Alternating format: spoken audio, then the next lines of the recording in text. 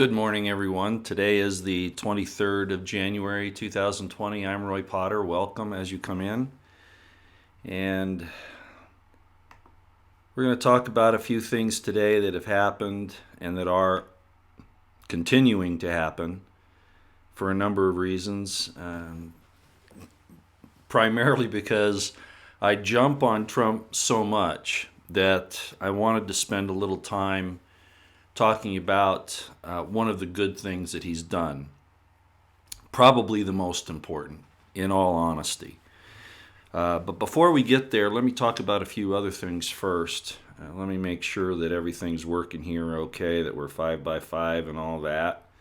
I believe it should be just fine. I do believe. Looks like it is. Again, good morning, everyone, as you come in. You know, we've been so much focused on the situation in Virginia and the impeachment and so many other things that really we're probably getting a little sidetracked on what's really important. There was so much good reporting on the Virginia situation, so many good people on the ground there, and they really, whether you realize it or not, they really were putting life and limb on the line. I saw how the government has treated people in places like Waco and at Bundy Ranch and Ruby Ridge, etc. And it wouldn't have surprised me if the same sort of thing had happened there. But I got to admit, they don't like getting, they don't want to be in a situation where people can shoot back. You know what I mean? By the way, yes, I'm drinking caramel cream this morning, but I got to tell you what I've done here. I remember, unfortunately, I can remember this far back. I remember when Joe DiMaggio came on television in the 60s, and he was talking up, I'm going to use a brand name here, I hope I don't get in trouble for it, but he was talking about Mr. Coffee, the coffee maker. And it was a big jump, supposedly, in technology and all of that. And there are some advantages to those, especially the way they work now with the timers and, all that kind of thing. But you do have to use a paper filter, and by and large, most of the coffee makers are plastic. So, you continue having the liquids, the hot liquids in that plastic, plus with the acids that you get in coffee and other things, teas, etc. That I am not the least bit surprised to find out that you start eating some of that, drinking some of those plastic parts over time. Plus, I think it affects the taste, of course. So when I went to Washington State, I went to my daughter's house, who lives up there, and they use an old-fashioned percolator. I mean, it's a brand new percolator, but I didn't even know they still made them, frankly. And I was amazed at the difference. For one thing, you don't get the residual plastic problem. You don't have to use the paper filters that take out some of the oils that make coffee what it is. And it actually keeps the coffee hot, it was absolutely amazing. And the taste is unbelievable. So I went and bought a percolator. I've been using a percolator now for a day. And I got to tell you, it's definitely better. There's no question about it. So I don't mean to hearken back to the old style, but sometimes the old style is better.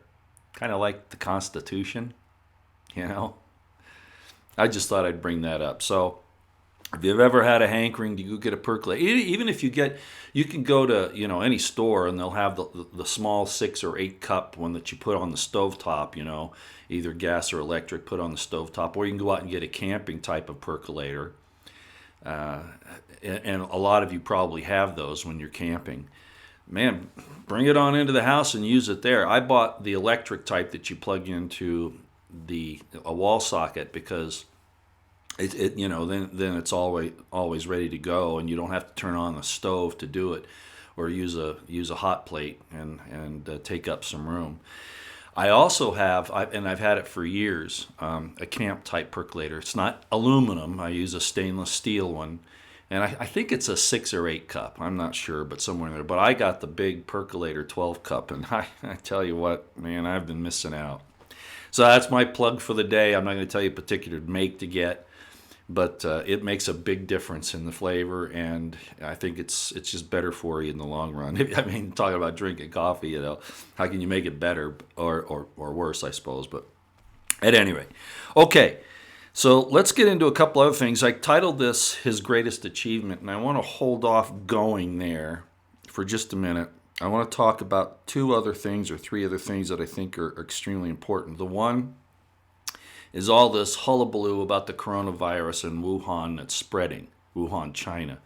Everybody's covering it, I think, now, and that's rightly so. So I'm not going to say much about it here, other than to say that there was a patent out on the coronavirus vaccine. And that came out, as many people have pointed out, prior to the outbreak, which is very, very odd. Now, a lot of people, I think we're all wondering about what's happened here. And I'd like to send you, again, to Headlines with a Voice, and go see what Nancy Morgan Hart put up about it this morning. She calls it, her second title is Wet Works, but it's also What They're Not Telling Us About.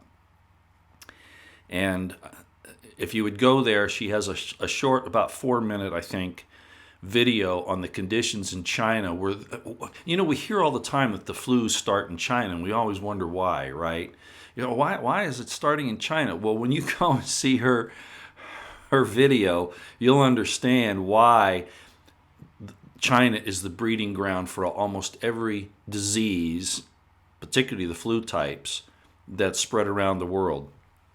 And you'll see those wet meat markets, and you won't have any doubt as to why these things start there. Now, I'm not certain what they did here, but they came out with a vaccine apparently, I guess about a month or 2 ago, patented it.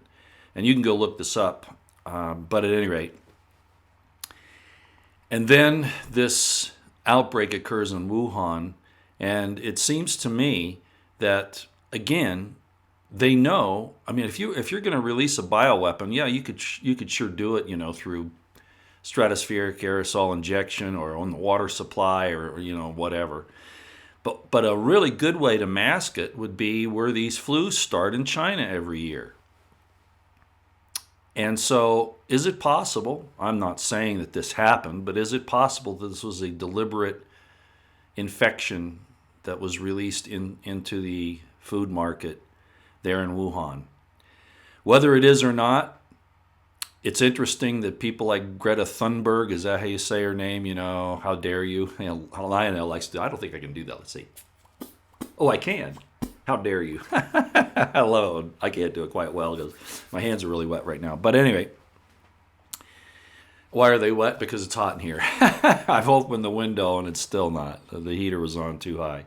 Anyway, so people like Greta, she constantly pointed us, trying to turn down our economy when we've done more to save the environment than probably any other nation on earth. Never brings up China or India or any of the African nations. Of course, they're not really industrial. But the point is, South America, where they dump their garbage right into the rivers that go to the ocean. Anyway, the situation in China really is a problem. And not only do they pollute the air because they don't follow any of the restrictions that we place upon ourselves, and that the world, different councils try to make us do, like the UN, but also the food production there.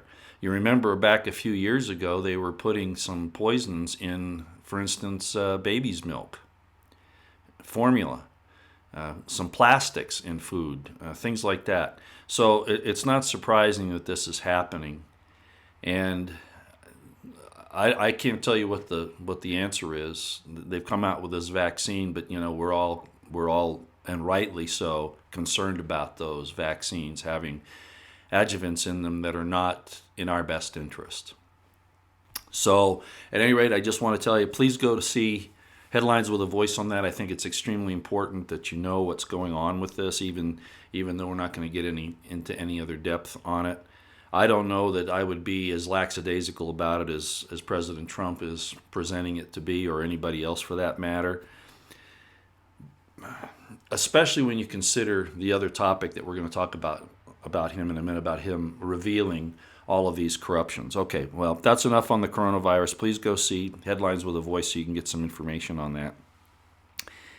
The next thing I'd like to bring up quickly, actually, it's not going to be quick, it's going to take a few minutes. If you don't have Twitter, I realize that it's considered a social media platform. I understand that. I don't use it for social media in that regard. I use it for information. A lot of people get upset because I don't follow them when they come and follow me. Well, it's because you got to understand what I'm trying to do with Twitter. I use it as an information source, and if I clog up my Twitter line with everybody's tweets, I'm not going to be able to get the information I need. So I follow approximately, well, I think there are about 100 and 200 people on there tops. Don't feel bad if I don't follow you back, okay? My major concern is getting people like Greg Rubini, Paul Sperry, and they're kind of at odds with each other for different reasons. But anyway, the point is I use it for information. And when I see something on Twitter, then I can go and research it myself. And many times the people, like the one I'm going to mention now, Gigi Sims, you don't need to go research it. I mean, I wouldn't say not to. I mean, you still probably should. But the point is she brings it all there. She's not just a commentator. Obviously, she's a superior legal mind. Apparently, she lives in Texas. I don't know anything more about her than that, and I'm not even sure that's right, but she's talked about Governor Abbott being her governor, so I suspect she lives in Texas. But she is outstanding, and she has put out so much information, good, strong, legally researched threads on Twitter. Now, there are some others that do it. You know, I like The Last Refuge, for instance, and then there's Technofog, and there's Undercover Huber, and all of these. But that's what I'm saying, folks. You don't want to just follow anybody on Twitter. You want to find people that are competent and have proven their worth. Okay? So that's an issue that you have to make up your mind on your own. But at any rate, I want to go to this real quick because Gigi was carried on... I think his name is Jim Hoft, if I'm not mistaken. Yeah, I think it's Jim Hoft. And he is, I guess, the senior editor. I'm not sure what his position is now, actually. But he has carried it on his website. And I don't like to read through people's work like Gigi's. I want to just send you to her on Twitter. Gigi Sims 1. Her name is Gigi Sims, and it's at 1 Gigi Sims. But when I saw what Jim Hoft had done, that he had actually carried an entire thread of Gigi Sims, it was the one prior to this. Actually, she does a lot of research. She'll go for a while and just make small comments here and there, and then one day, all of a sudden, this thread comes out that has like 31 entries. And you need to read each one. And then if you have any questions, she has the references right there for you to look at. So please go follow her. Get on Twitter if for no other reason to follow people like Gigi. So I'm going to read this. We all know what the government's done to Michael Flynn. And that his attorney, Sidney Powell, has uncovered all kinds of corruption in the DOJ. Gee, we're not surprised there, are we? But I probably won't go through the whole thread here, but she posted this. It looks like it was yesterday when she started this thread, and it's 31 entries. Let me just read. I might even read all of them. And I know this is going to be boring, but this is how important this is, because obviously what's happened to General Flynn is a template for what's happened to a lot of other Americans under similar circumstances. Look how the IRS under Obama went after people. Look how the FBI went after people in the Second Amendment rally. And they're going to harass some of those folks. I guarantee it. I guarantee it. They're evil. Now, I'm not saying that there isn't a legitimate reason to monitor large groups and to find out if there are disruptors and criminals in there. I understand that, but that's not what they're about. They're about figuring out who you are, because if you're a dissenter, then, and on a proper principle like supporting your Second Amendment or First Amendment rights, they don't look at it that way. And I think you know that. I think you know that. I've told you before about when this whole terrorism baloney started. It was back in the 80s. I was one of the first officers to go through the course, Army officers. And I told you about them having many definitions of terrorism, correct? Not just one. You know, like the guy, the Palestinian Islamic jihadists in Munich shooting up the Israeli athletes and the helicopters and all that. That's what everybody thinks, but there are other definitions, and I've talked about it before. One of which is, you have a firearm, you have 2 weeks supply of food, and you have no W-2 form. In other words, you're self-employed. That, by definition, makes you a terrorist. That was back in the 80s. We've had a whole bunch more. And then, as I have neglected to tell you, don't forget that Janet Napolitano came out with a whole lot more categories. Returning veterans, Christians, constitutionalists, gun rights activists, etc., etc. Do you see what's happened? And our law enforcement, federal in particular, although they through the Southern Poverty Law Center and other things, they local law enforcement as well as federal also considers people that want to stand up for their rights to be potential, if not in fact, domestic terrorists, because they've been told that. Okay, so there are all of these definitions that now they surveil anybody they want under the idea that you're a domestic terrorist. Now, Chris Ann Hall did an excellent job on explaining that in a post that she just made this week. Again, if you don't follow Chris Ann Hall on YouTube, you should do that. She's also on Twitter. Excellent explanations and breakdowns on why the federal government does this to us. And in fact, it should be illegal. Under the Patriot Act, if not all of it, at least portions like that should be repealed. And of course the NDAA, where they've allowed the intelligence agencies, which includes the FBI, to use propaganda on us, to lie to us, in other words, and then fund it. And your Congress has done all that. I think you all know that, but I wanted to set that background so that you know that what's happened to General Flynn is not an anomaly. It's just that he's high profile, and as we look at it, we can see what's happening here. So let me read through this. Again, this is from Gigi Sims. She's at one Gigi Sims on Twitter. Let me just read some of these. Mike Flynn is innocent of all charges. He is a national treasure, and he is a great American patriot. That's a quote from Sidney Powell. Sidney Powell issues a statement with a new supplemental sentencing memorandum filed today. So this was yesterday that this happened. I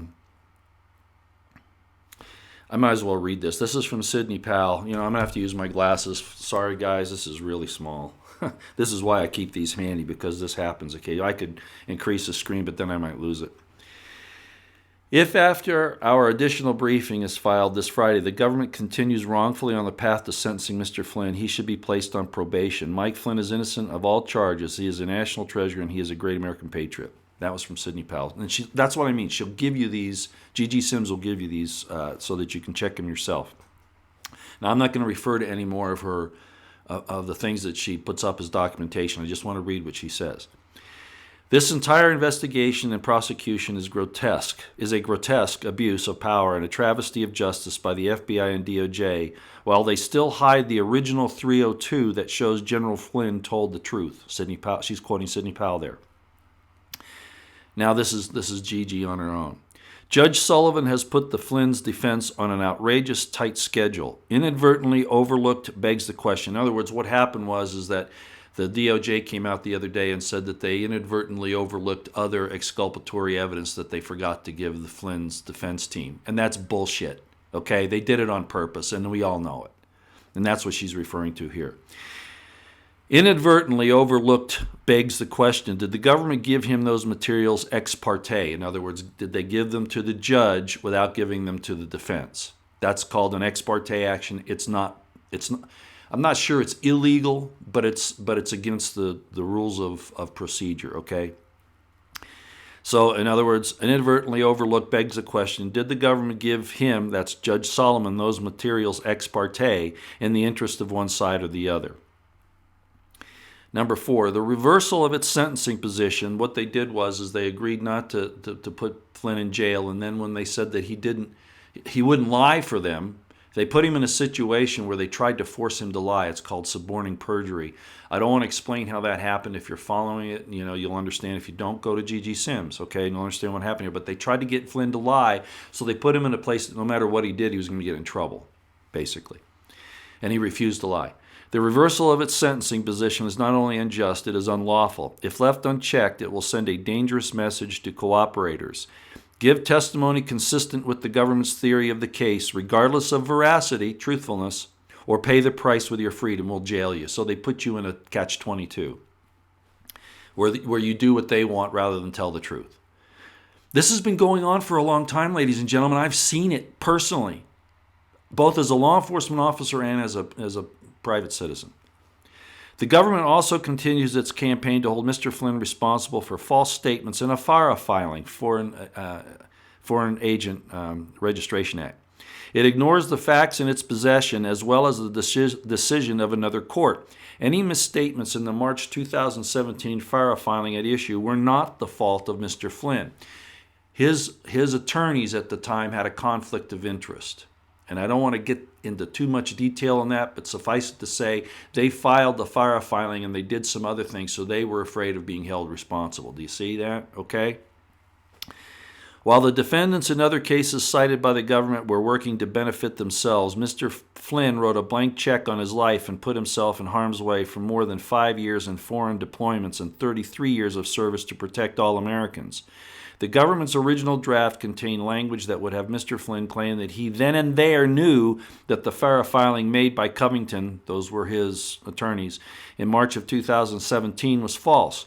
Mr. Flynn could not sign that assertion because it was not true. So because he wouldn't lie, that's why they've gone back to court and against the rules asked for him to go to prison. Instead, the parties agreed to remove that language. One red line draft specifically shows that the language then and there knew relating to the FARA statements was removed and did not make it into the final version. Now, some of this sounds complicated, but just listen to the end.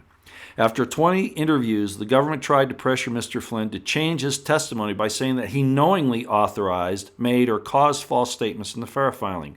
When he refused, they tried to name him as a co-conspirator in his business partner's trial. Now this guy, Rafiakin, he was acquitted. And the government said, or the court said, this is absurd what you've tried to do here. You've mingled a counterintelligence investigation, a false one, with the FARA filing. It's kind of complicated, but the point is that Rafiakin was acquitted. And so because Flynn would not testify against Rafiakin, lie about him, about this whole thing, the government got mad at Flynn and now want to take retribution on him. So listen to this. But the prosecutors did not stop there. They continued their campaign of retaliation when they filed the recent supplemental memorandum in aid of sentencing. The comparison of that brief to its previous sentencing filing statements made at the December 2018 hearing is telling. The government's sentencing briefs from December 2018 detailed Mr. Flynn's cooperation. The government recommended a sentence of probation. After it also moved for a downward departure, meaning departing downward from the applicable sentencing guideline range for a minimum sentence. If Flynn's cooperation was considered substantial assistance barely a year ago, because that's what they said, it cannot be cast as anything but substantial assistance now, regardless of Flynn's participation in his business partner Bijan Rafiakin's, which the government failed to prove and was thrown out. That the government now tries to walk back its position regarding Mr. Flynn is purely retaliation and That the government now tries to walk back its position regarding Mr. Flynn is purely retaliation and vindictiveness by the prosecution. Its current position cannot stand, and it should be bound by the previous judicial admissions it made to this court. But Sullivan, I am afraid, is in one way or another involved in this, okay, at this point in time. Because it's going to, if Flynn gets out of this and gets back on revealing everything that the intelligence community has been doing, including people like Schiff, and we're going to get into some of that here in a minute, you'll understand why Sullivan is probably trying to protect them. Yes, I question his integrity. Mr. Flynn upheld his end of the bargain under the cooperation agreement. The government failed to do so. The government's attempt to withdraw its request for a downward departure is inappropriate, unlawful, and a breach of the plea agreement. It is not based on a legitimate purpose, but rather because it could not convince Mr. Flynn to give false testimony in the United States versus Rafiekin, and that's what I've been talking about. Mr. Van Grack, he's the prosecutor who was also on Mueller's team. Is that a surprise? Sought to force Mr. Flynn to lie for the government's benefit. This failed attempt to cause Mr. Flynn to perjure himself and make false statements is repugnant and should be soundly rejected by the court. Like any other contract, the government must abide by its implied duty of good faith. Whoever said the government has good faith?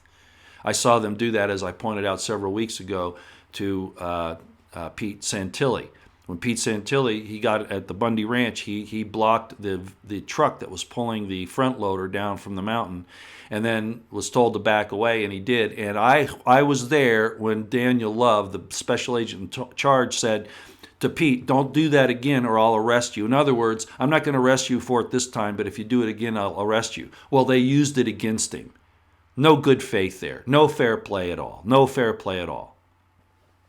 Let me start again here. Like any other contract, the government must abide by its implied duty of good faith and fair dealing in performing its obligations under the sentencing agreement. When the government files a motion for a downward departure in a plea agreement, it can only be withdrawn if the plea agreement specifically provides for the withdrawal, which it doesn't. Here, there was no such provision for a withdrawal. The government's request to do so is invalid. The government's theory that Flynn purposely caused a false statement to be filed with the FARA unit in March 2017 is pure fiction, and their attempt to punish Mr. Flynn for pushing back against requests to give false evidence violates the very essence of due process and should be rejected. Again, why would anybody be surprised that the DOJ and the FBI would do this? This is how they operate. This is why they need to be destroyed. If cooperators know that they will be rewarded for testifying truthfully, the search for justice will be enhanced. Conversely, attempts by prosecutors to use their extraordinary leverage to change the facts to meet their theory rather than the truth should be chastised. I think it's criminal. And apparently it is. But Barr even isn't prosecuting these corrupt criminal prosecutors. Another court, Flynn's business partner's trial, U.S. versus Rafiekin, has determined that the alleged acts were not unlawful. In other words, what Rafiekin did. So what do they need Flynn for? Because they're after Flynn. Has determined that the alleged acts were not unlawful. As a matter of documents and proof, the statements that the government purports to be false are either not false or not attributable to Mr. Flynn. In other words, they were forged. They were altered. Like Lisa Page helped to cover up the altering of the 302. About Flynn lying, all that business. Flynn did not make or cause false FARA statements. The Foreign Agents Registration Act requires that no person shall act as an agent of a foreign principal unless he has filed with the Attorney General a true and complete registration statement and supplementals thereto.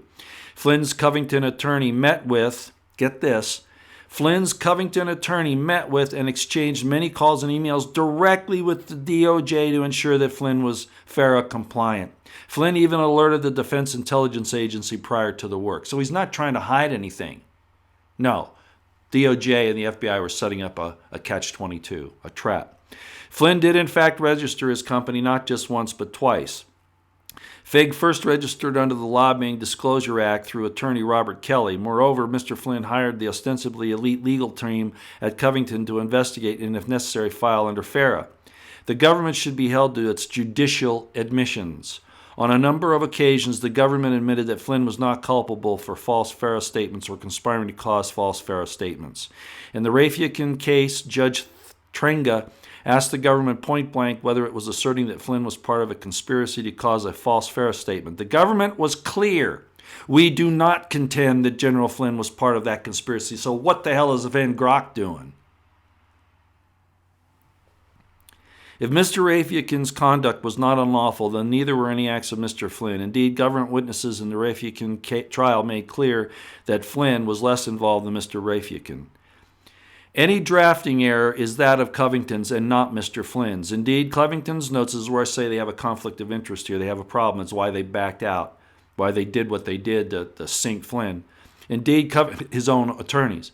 Indeed, Covington's notes make clear that Mr. Flynn told Covington on February 22, 2017, that initially the work involved commercial activity, but that the work crystallized to focusing on Gulen. That was this guy from Turkey that the Turkish government was trying to get, and Flynn got involved somewhat in that. But anyway, that's another story.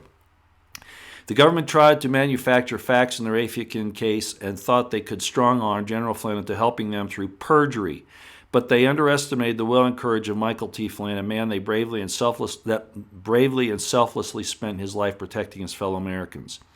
In her interview with Mark Levin, Sidney states that this is the worst case of government misconduct that she has seen in her multi-decade law practice and over 500 appeals as a former federal prosecutor, even surpassing that of Senator Ted Stevens, which she wrote about in her book. I think that's the end here. Oh, here's the last one. Unless Judge Emmett Sullivan comes to his senses and throws out this case, General Flynn will be sentenced and Sidney Powell will begin the appeal process. She has vowed not to stop until these egregious wrongs by the government against Michael Flynn have been set right. And then she ends, digital soldiers, that's all of us, okay? Please help Sidney Powell. This is a fight for all Americans. After all, ultimately, it's you they are really after. Exactly. As we have been saying. And then she says, thank you. You see how important it was for me to read that, and I know it took some time. Please, if you don't have Twitter, I know it's a social media platform, but don't use it as a social media platform. Use it for information. Find reliable people that are on Twitter that give you up-to-date current information and use it to your benefit. That's a lot of the things that I do. That's where I get my first information. And then, depending upon the source and what's happening, I'll go and check it against other things, okay? All right. Thank you, Gigi Sims, for all the wonderful work you've done. I'm very happy that Jim Hoft and his organization, and I don't know why I can't recall what it is right now. I tell you what, I'll look it up because this isn't right. I can't remember. It's really bad.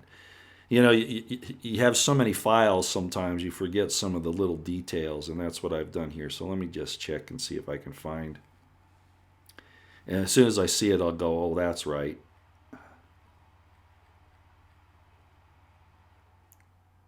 Oops. Gateway Pundit.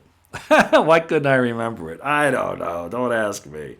Like I said, I have too many things wrong. I was thinking Daily Caller, and I was going, that's not right. So it's Gateway Pundit, and they do a lot of good work. Okay, so again, you know, you can go on Twitter and get a lot of this good information. Okay, let's get to President Trump, because I've treated him very badly. Not unjustly, I don't think, but very badly.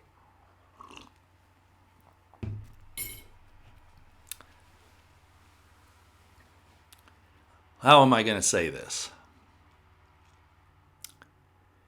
If he hadn't said that he was our champion, I wouldn't be hard on him. If he hadn't said during the campaign that he was going to drain the swamp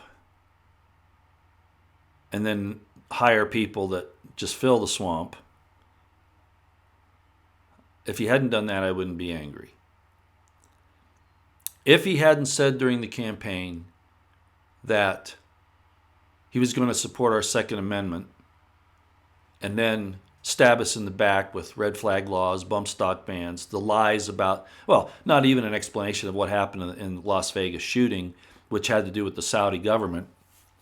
And they wanted to cover that up, so they blame us and take out part of our tools away to defend ourselves and to enjoy ourselves, for instance.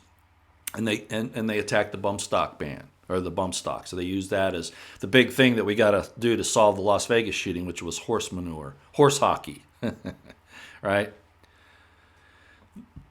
Then the red flag laws. Take the guns and then have due process in the courts. Exactly opposite to what the Constitution says. So his statements on the Second Amendment don't make any sense. When he was in the campaign and he was debating, they call those debates, they're really not, but debating Hillary Clinton, and he says, she says to him, "It's a good thing that you're not in control because you'd mess up our system." And he says back to her, "Well, yeah, if I had been president, you'd be in jail." And then the first thing he says on one of his first interviews after getting elected, and he's president-elect, and he's asked if he's going to prosecute Clinton. He goes, "Oh, no, Clintons are good people." Wow, that was way too far. The situation with the H-1B. H-1B, no, it's a bad program. We're not going to do it. And now what is he doing? He's supporting H-1B. Immigration, we've had more people come into the country under Trump than we did under Obama.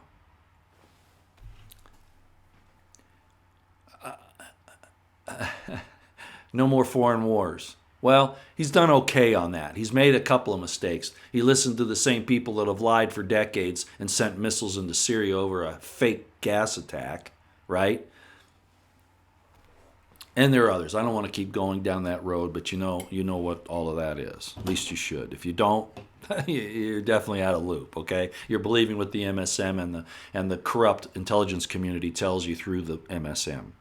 And even Trump falls into that trap of listening to these intelligence community people. But at any rate, so my point is, he was going down the road. He looked like the good guy. We hired him for the job, and of course the explanations are, "Oh, he can't do it, Roy, because he has all these people against him." And should know. If you don't know, if you haven't followed me, you don't know.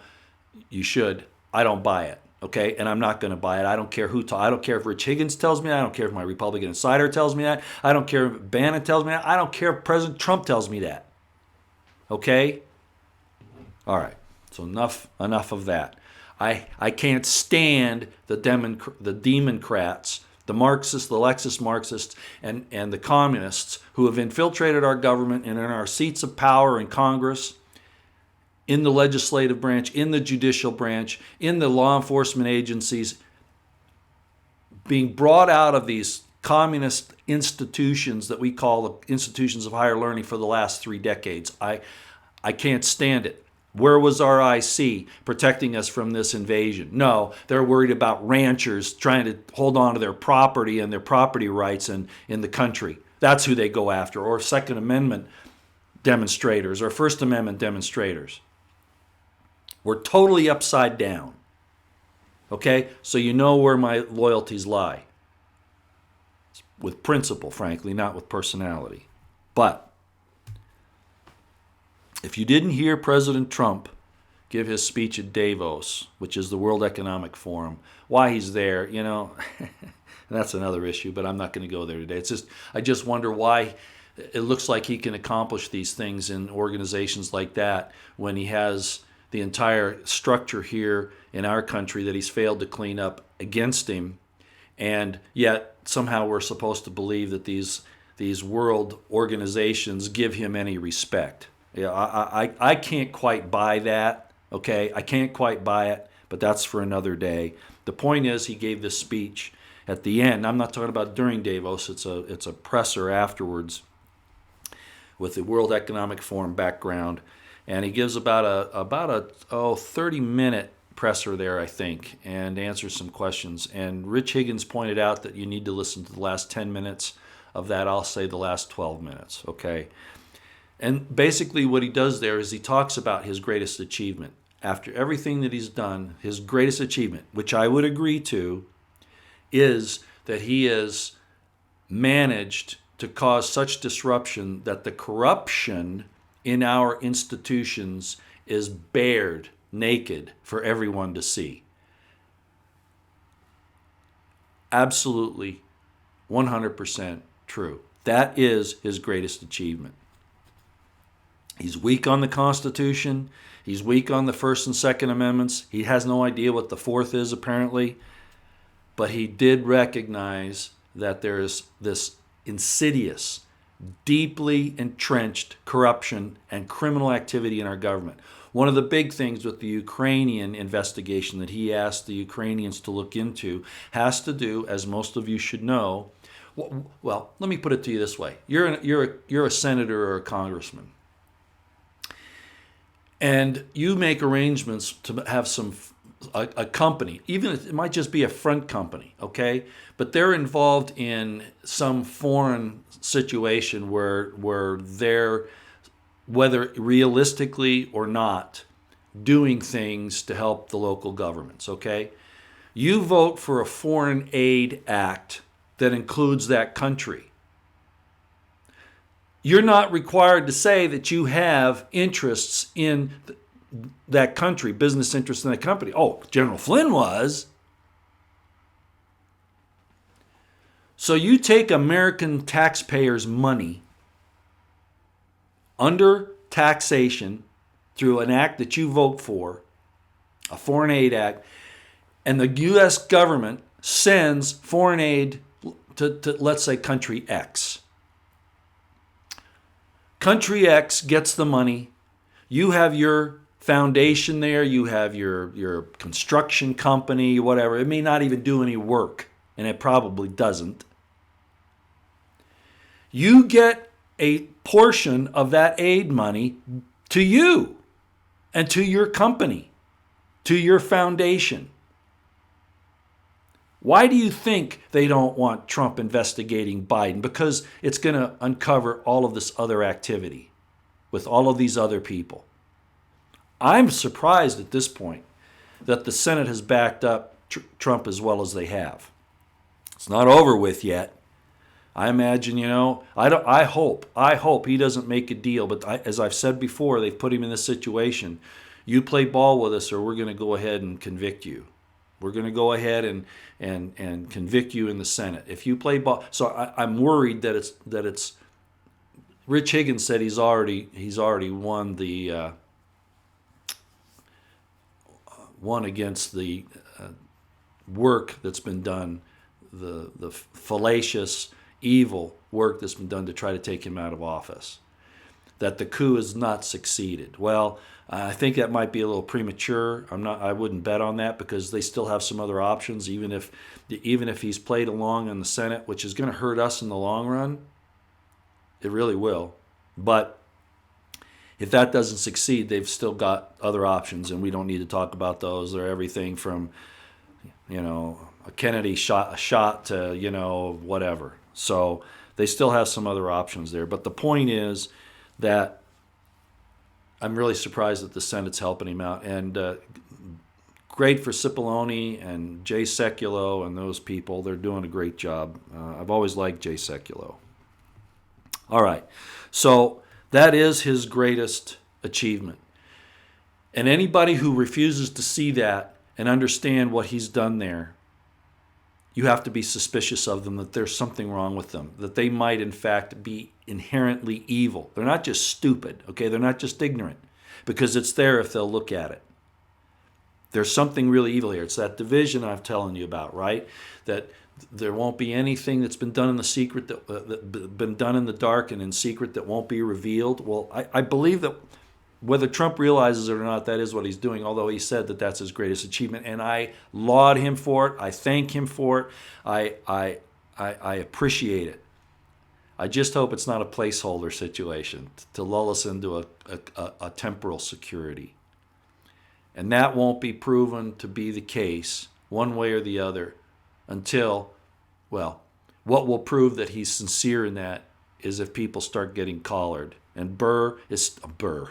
Well, that's true too. In the Senate Intelligence Committee, Burr, right? He's another evil demon. And I understand that when Trump makes these appointments and they have to be okayed by the Senate, confirmed by the Senate, that's a problem. And Burr is a problem there. I understand that, okay? I do.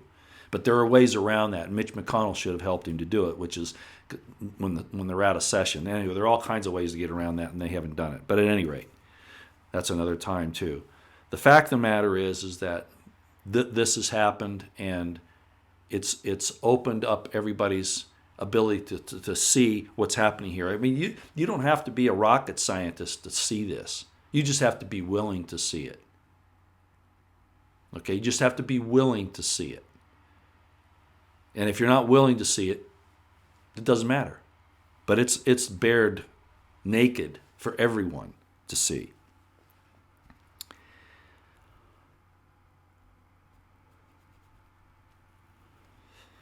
Okay.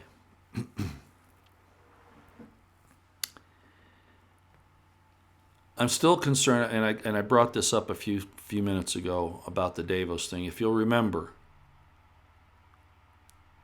President Xi of China in the Davos that came out right during President Trump's inauguration, just prior to, said that China and President Xi, would force President Trump either out or into the New World Order. That's basically what he was saying, because Trump has stood against that. Again, I question the supposed gains that President Trump has made at Davos. I don't see how that could possibly be true. Anybody with their eyes open can see that the U.S. establishment is not behind Trump. He could ensure that they are. President Trump could ensure that they are, but he has not done that so far. Is it possible he will do all of this in his second term? Does it look like he'll get elected? Well, if they don't kill him or get him out of office some other way, yeah, it's most likely. But we still have this voter fraud. He's acted not at all on the voter fraud. He hasn't acted on, he says that he will not even move. He will not hurt our Second Amendment, not one bit, but he already has. And of course, that goes along with the First Amendment. So anyway, I'm back on bashing him to a certain point. But what I'm saying is, I am not certain that the gains that he states that he has made at places like Davos, etc., are really accurate, because they see what he's going through, and all they got to do is wait him out. So until he takes his greatest achievement, exposing the corruption. You have to identify the disease before you can treat it. Agreed. But as I've said all along, I'm not sure that he has retained the initiative in this fight. And by all barometers, he is actually not. He lost it within the first 6 months. I don't trust Barr, as most of you know. Durham, you can maybe trust him, I guess. But Barr's... I saw a comment the other day. I couldn't believe it. Here's Lionel talking about... He put up a tweet. This is another reason to have Twitter, right? He puts up a tweet and he says, when is Barr going to indict someone? And then some lame brain comes out in the Twitter line and says, Barr doesn't indict. That's Durham. Durham indicts. Jeez. Barr's the Attorney General. Some of these people strain at a gnat and swallow a camel. The bottom line is, if Barr doesn't move on this thing, nothing's going to happen. Okay? And I still don't know where that's going to be. Greg Rubini, as I said the other day, and I've reported several times, commented upon, has said that he has inside information that Durham is going to move on several players between the middle of January and the middle of February. Again, I say if Barr allows it. And Barr is the master cover-upper, fixer. Ruby Ridge and his support of what happened there, and his protection of Lon Horiuchi, who shot and killed Vicky Weaver while holding her baby, is disgusting. What happened at Waco? Disgusting. What happened at the World Trade Center 93? Disgusting. Now, he wasn't around during 9/11, but what are we seeing here now? Is anybody from that getting in trouble? No. Okay. I've said enough. You all know where I'm talking about. I think or what I'm talking about, so we'll let it go there. That's really all I had this morning. It's probably more than you wanted. Please, if you don't have Twitter, You really are missing out. And I know there are all kinds of problems with Twitter. I get shadow banned.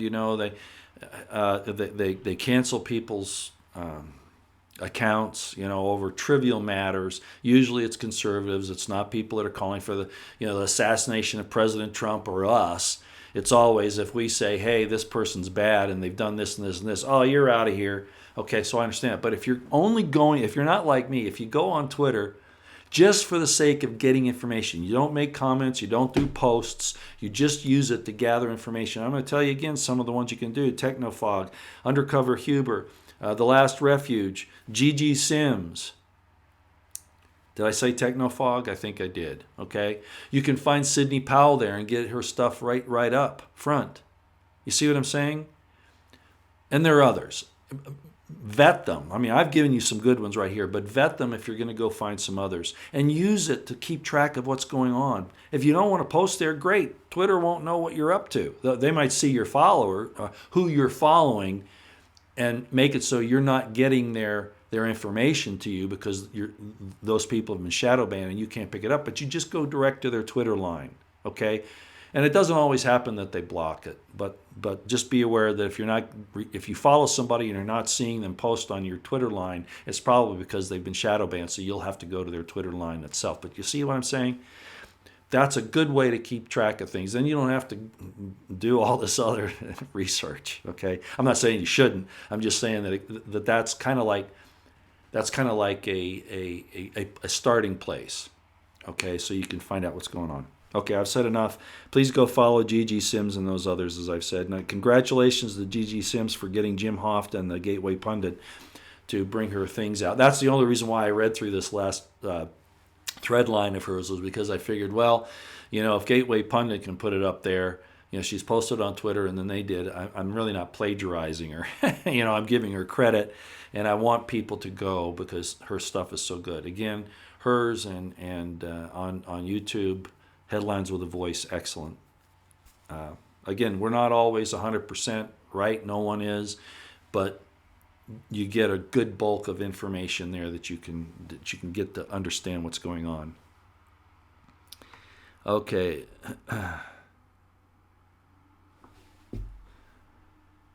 I don't want to get into the one world stuff right now. I don't want to spend all day on that. I just want to see if you guys are asking any specific questions here about what we've covered today.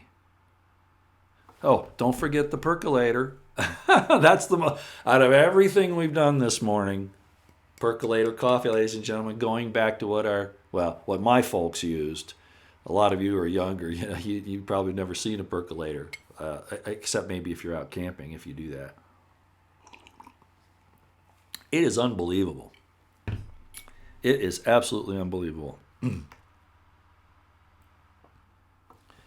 Okay, sorry, this is always tricky. I should put the computer on the other. Let me explain why I put the computer on this side. If I did it because I'm right-handed, if I did it on this side, you wouldn't see me tweaking and then losing it quite as much because I'm not touching the keyboard right, the cursor.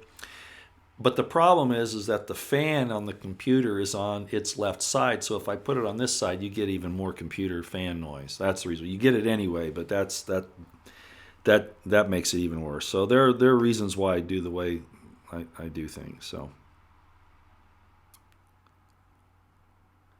Marilyn Wilkins, why must you justify yourself first? Just give credit to the president if due. Well, because well, that's a legitimate question, Marilyn, and I'm not upset at you for asking it. But I think that you need to have the whole picture as best as I can display it, illustrate it. Because if President Trump has done wonderful things. This revelation of the corruption in government is, in fact, probably the most important thing he's done in his administration. But he's also hurt us in some other things. So I'm not trying to justify myself. I'm trying to give you the big picture. I saw a question, as a matter of fact, on my when I looked at my notifications I have been checking those lately. I normally I spent years, a couple of years now on Twitter or whatever, and normally I don't even look at the notifications. People that make comments on when I retweet something or make a tweet myself. But I've been doing it lately because I've been looking for some specific information. But I saw one person who basically said the same thing you're saying here, and you just understand that despite the success in revealing what's happened in this corruption, unless the medicine is administered, it's not going to make any difference. It's kind of like, oh, you've got pneumonia, but tough luck. You're just going to have to sit there, So that's why, okay, I'm doing what I'm doing. It's not justification. It's trying to show you that there's a bigger picture here, and that with all the good that Trump has done as exposing it, he's done us a lot of damage by not supporting the First Amendment, the Second Amendment, or the Fourth. And that's a fact.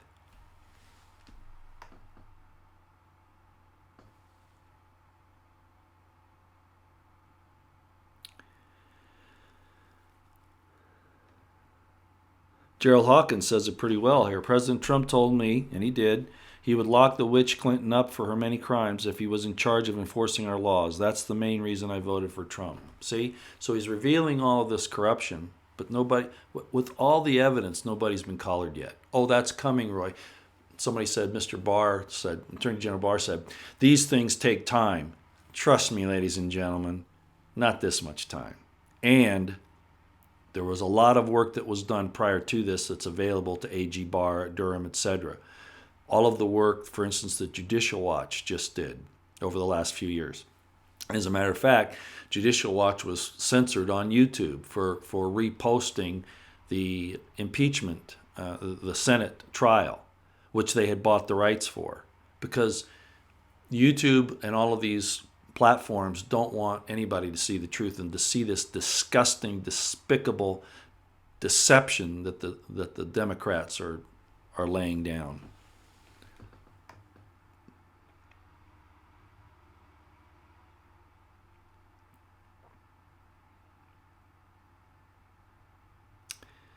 Yeah, well, you guys are good. You're all discussing things here. It's been almost an hour. I'm not going to spend much more time. Let me just speed down through here. Edelson James, you always make good points, and I have to agree with you here. He says, I believe Trump is not in control. He probably, I would say that's obviously manifested. Okay, I think so. He probably has multiple threats against him and his family. I think he is in an impossible position. I don't buy it either, Roy. He needs to keep his word. Yeah. And the way he keeps his word is by using Article 2, Section 2, and Section 3, calling out the Insurrection Act. And don't kid yourself. I know what that's going to do. I know. But desperate times call for desperate measures.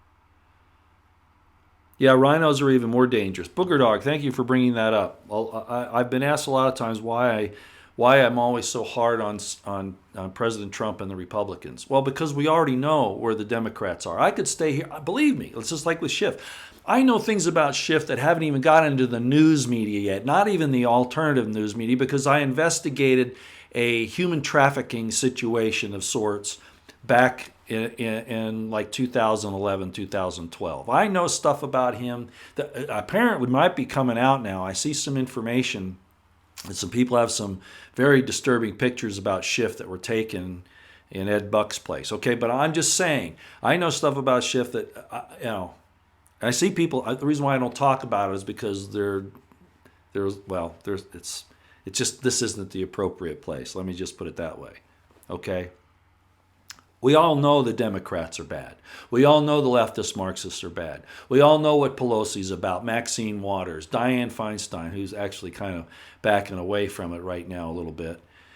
I know all that, and so do most of you. What we have to watch out for are traitors in our own midst. That's our problem nationally. And it's also in the Republican Party. So I could talk about Democrats all the time, but I do slam rhinos because they are the most dangerous. They're the ones in our midst pretending to be something they're not, and they're out there trying to destroy us. Okay.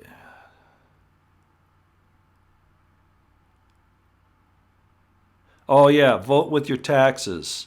Okie Ag, vote with your taxes. Yes. Even Colonel Schaefer, Lieutenant Colonel Anthony Schaefer, who lives in Virginia, by the way, it's now getting to the point where a lot of people are saying, you're going to do this to us, Northam, or you're going to do this to us, Newsom, or we're not going to pay taxes. Now, that's a really tricky place to go. But I got to admit, if they're not going to uphold their oaths to support and defend the Constitution of the United States, I'm talking about people like Northam, if they're going to actively fight against it, they're fighting against us. They have canceled their charter with us, and we revoke our consent to be governed. And taxes is a good way to do it. They'll go after a few little people first, but if it was a massive thing, yeah, money talks. I agree. You don't have to pay for what you're not being. If you're promised something, and if the contractor doesn't get paid for the job he's hired the contractee to do, so have I got that right? Anyway, you get the idea. If the work's not done, you don't pay the money. If they don't do what they've sworn to do, they haven't fulfilled their end of the contract, they don't deserve the money. I agree.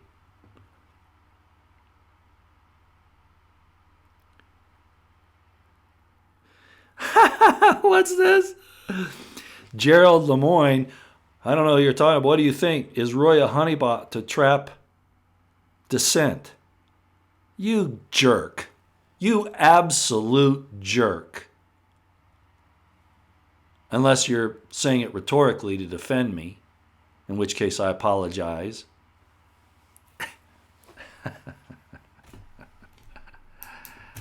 How many followers do I have?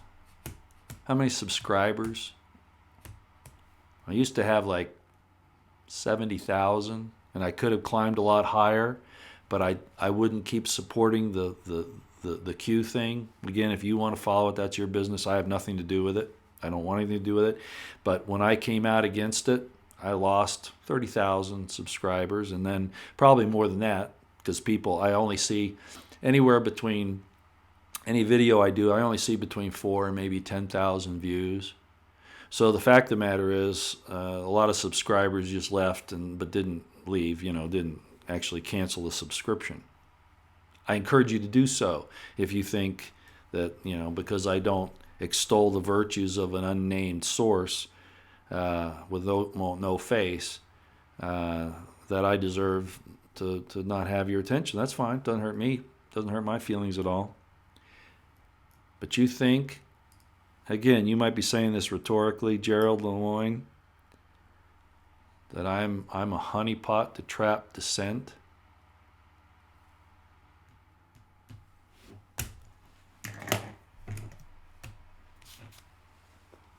I hope that was a rhetorical question to somebody, and that you're not accusing me of that. That is a disgusting thing to do if that's what you just did. Melody Dawn says the corruption has gotten worse under Trumpstein. In a lot of ways, Melody, you're absolutely right.